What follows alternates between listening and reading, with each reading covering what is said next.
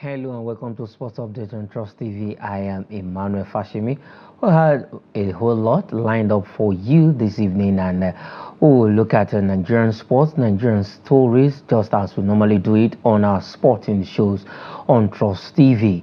It's quite a wonderful one when it comes to Nigerian sports. Talents everywhere, but talents cannot just do it alone. All hands needs to be on deck. We need to improve. We need to get facilities. We need to at least support the actors and actresses who are actually trying to put the name of Nigeria on the global map and doing us proud out there whenever they go for various events. But this evening we'll be looking at this particular story. We'll start from UFC. Israel Adesanya, the Nigerian New Zealander, who is doing so well when it comes to the middleweight division in UFC, the mixed martial arts sports. At the end of the day, just last weekend, Israel Adesanya lost that fight to South African Driscoll Du Plessis in the battle of who is African king. It was a battle of supremacy. Before that fight, Israel actually said he's fighting not for the belt, but he's fighting for supremacy. He's fighting to win that fight. He wants to win it for pride and what have you. But at the end of the day, he lost that fight through submission in the fourth round. But at the other side of it, losing the bet, yes. But at the other side, when you talk about the money smiling to the bank, he won at that area. After that fight, Israel Adesanya, if you convert this amount of money that I'm going to mention right now, $750,000 was what Adesanya took home after the loss of that fight, while the person that won the fight got $500,000. So if you convert $750 to naira, you should know how much Israel Adesanya has right now in his bank account in naira notes. But in dollar notes, $750,000 is what Adesanya actually went home with after the loss of that fight to Driscoll Du Plessis of South Africa. And after that fight on that night, when Israel Adesanya granted an interview, he said, yes, tonight African won, and eventually, I know when it comes to that side, African didn't win, but Israel Adesanya actually won that in that aspect. But for Driscoll Du Plessis, he smiled home with a sum of $500,000, while Israel Adesanya earned a whooping $750,000. So look at the difference in money, as in money getting from that particular fight. These are according to reports coming in from that section. You know, that fight went down in Australia, Perth, Australia precisely. That was the venue of the fight, and Israel Adesanya is smiling home with a lot of money in his bank account. And some persons are actually yes, on the night, Driscoll Du Plessis was a better fighter, and even Israel Adesanya himself confirmed that and said, yes, the better fighter won the fight, and which was Driscoll Du Plessis. And he also said he has learned from his mistakes. He will go back to the drawing board and then look at the area where he didn't get it right. We know Israel Adesanya, he is called the style bender, and on the night, he couldn't bend his own style to actually catch Driscoll Du Plessis of South Africa. But good one. Both guys are from African descent. Du Plessis is a South African, while Adesanya is a Nigerian. So it's still a win-win one for Africa in all ramifications. And like what Adesanya said on that night, yes, that it's a win for Africa, not just for South Africa alone, but for the whole continent of Africa. We know that other continents of the world are also doing well when it comes to UFC, like Leon Edwards of Britain, when he actually defeated our own Nigerian Kamaru Usman, called the Nightmare, the Nigerian Nightmare. But let's see how far Adesanya will go. Definitely, we know that Adesanya is going to have another shot at Driscoll Du Plessis coming back into the fight. We're just waiting. Maybe just they have to go back again and see who is now the ultimate champion, who is the king of Africa. We will now know maybe when they decide to also share the ads and go into the octagon again. All right, let's leave that story. and come back home. Let's leave the pound to pound. Let's leave the mixed martial sport. When we say mixed martial, you are allowed to use your hand, your fist, as in your fist, your legs, and what have you in UFC. But there are rules also guiding the sports. Now let's look at volleyball. Let's talk about volleyball. I've always said, as in, we have always been saying this on our sporting show, that yes, the Nigerian Volleyball Federation is one of the vibrant federation in Nigeria, not just one of the best federation in Nigeria. They have someone who understands what sports science is all about, what sport is all about. That is Engineer Musa Nimrod, who is the president of Nigerian Volleyball Federation. And we are looking at these. Yes, the league will start soon. That is the Nigerian Volleyball Federation Premier League, will commence on the 24th of August, and we have 19 teams that will participate in, that are ready for the league.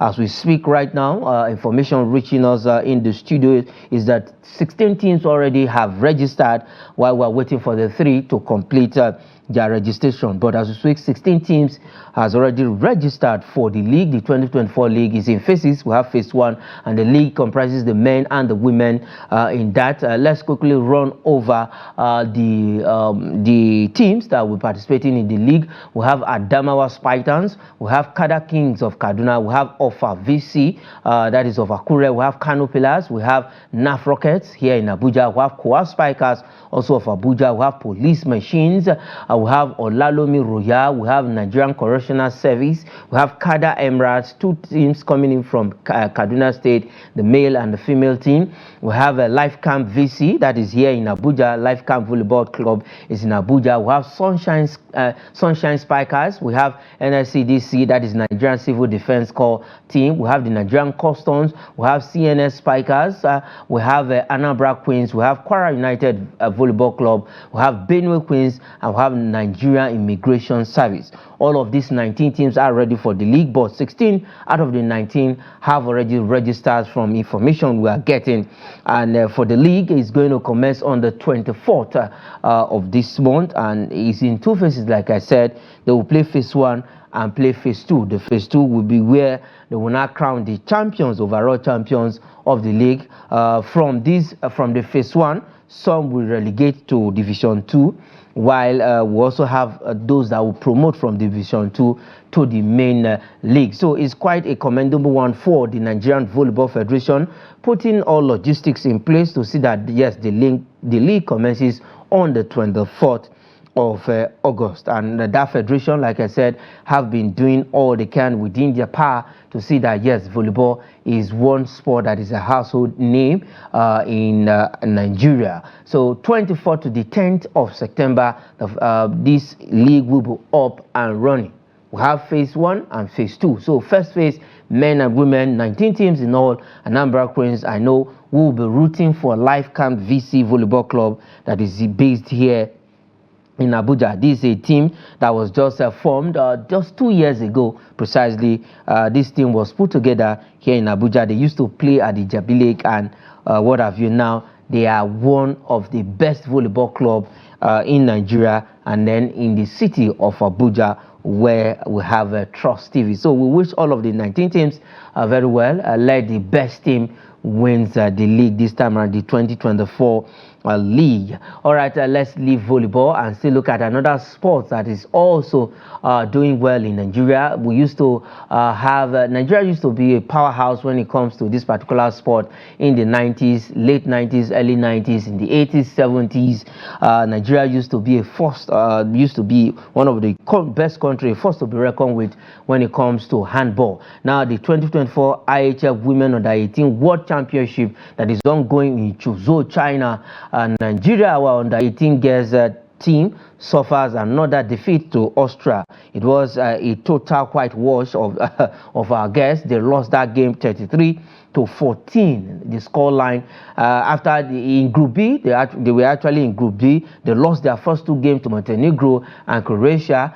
They were able to beat our own African counterpart Angola in their 3rd game. And then in the President Cup, you know, in handball, if you lost out from the group stage, they have grades, they have different they have grades and categories of their competition. So if you fall from the group, you'll fall to the next group, the next competition, where it is called the President Cup. And if you lose the President Cup, you fall straight down to the classification game. So right now, after beating Angola, and now we've lost to Austria at 3-14, Nigeria will now play in the classification game. The classification game is just to see where they will finish overall at the end of this particular tournament.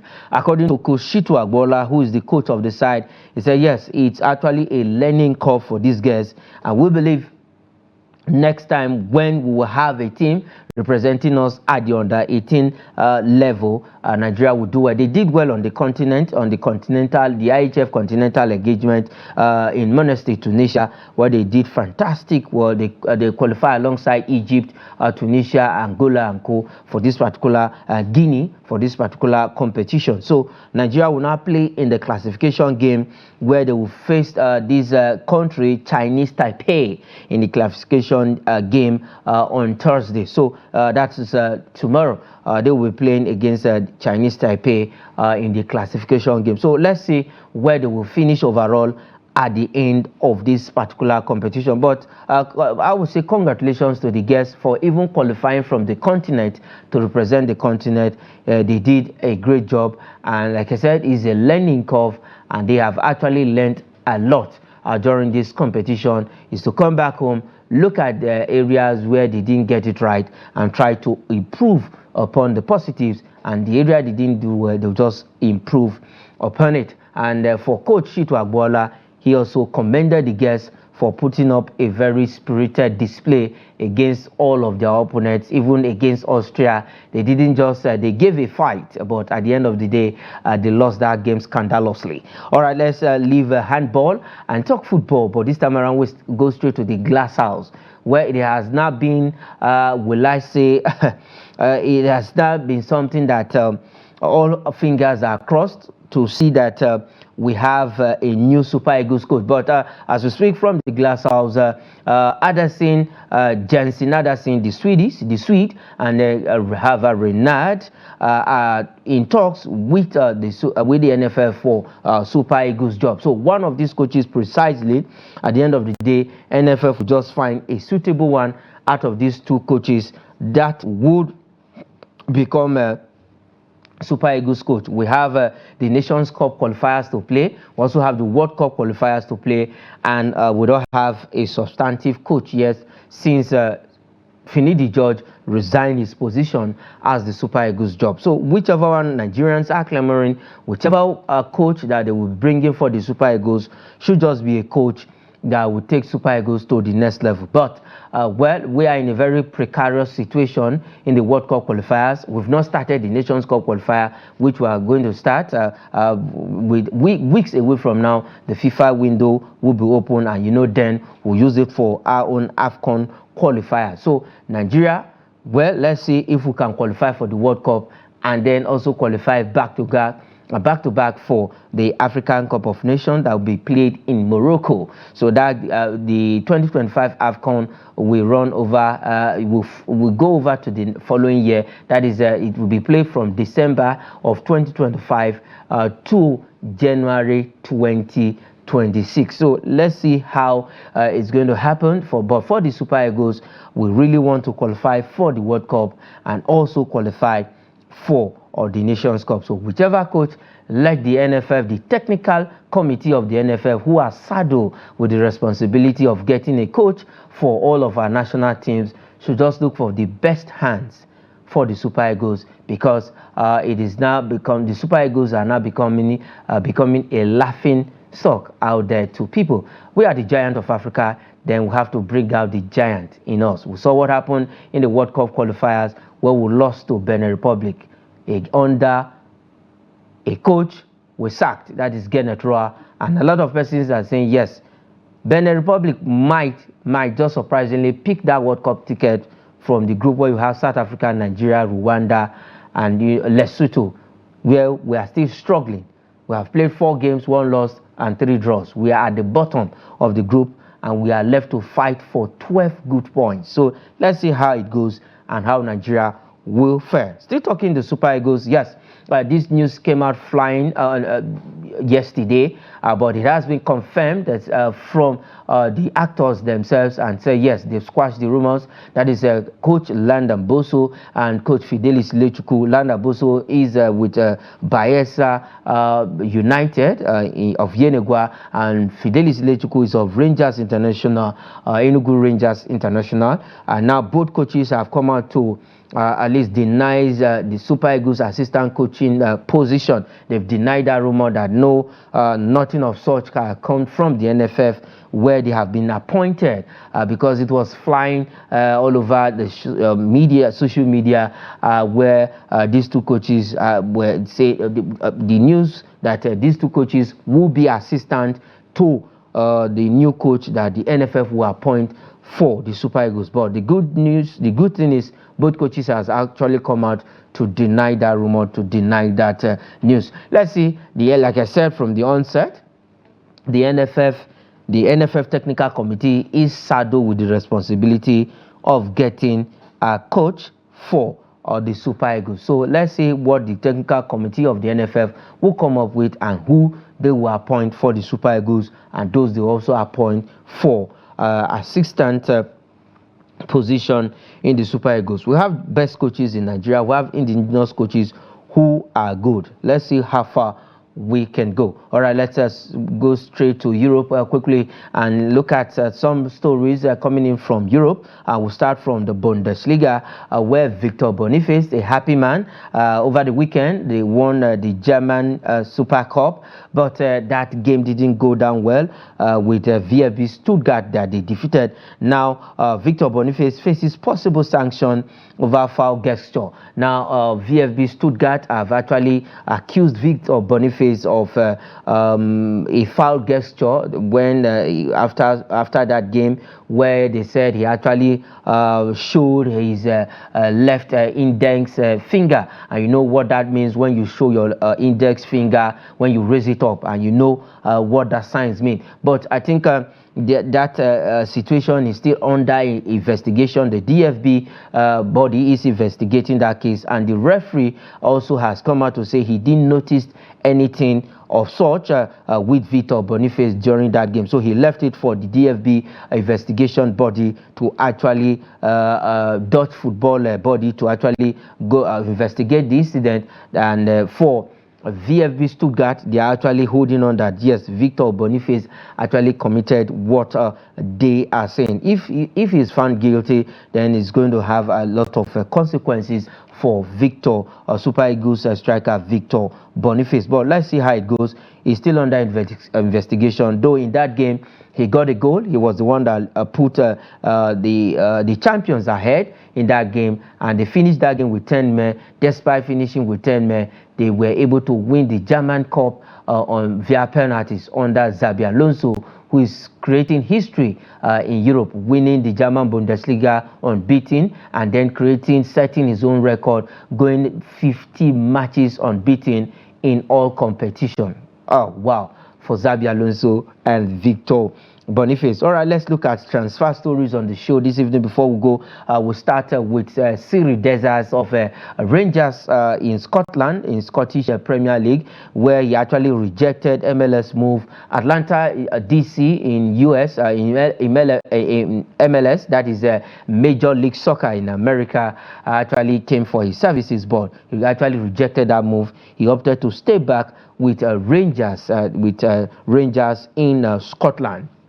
Who knows Cyril Desas is Super Eagles striker also, so he decided to stay back in Scotland. And let's leave the Scottish League and go straight to the EPL, where Manchester City, Manchester City are head in race to resign midfielder Ike Gundogan from Barcelona. They actually sold Gundogan to Barcelona, and now after his contract finished with Barcelona, now Man City is actually going back for Ike Gundogan, their midfielder. Let's see how that deal will go, if definitely he will join the sky blue back in the city of Manchester. Now we're still in Manchester. Let's go straight to the red side of Manchester, where Manchester United accepts Panathinaikos £5 million offer for winger Facundo Pellistri. Yes, for Harry Ten Hag, actually have no place for this young winger. He's 22 years of age, and now £5 million has been accepted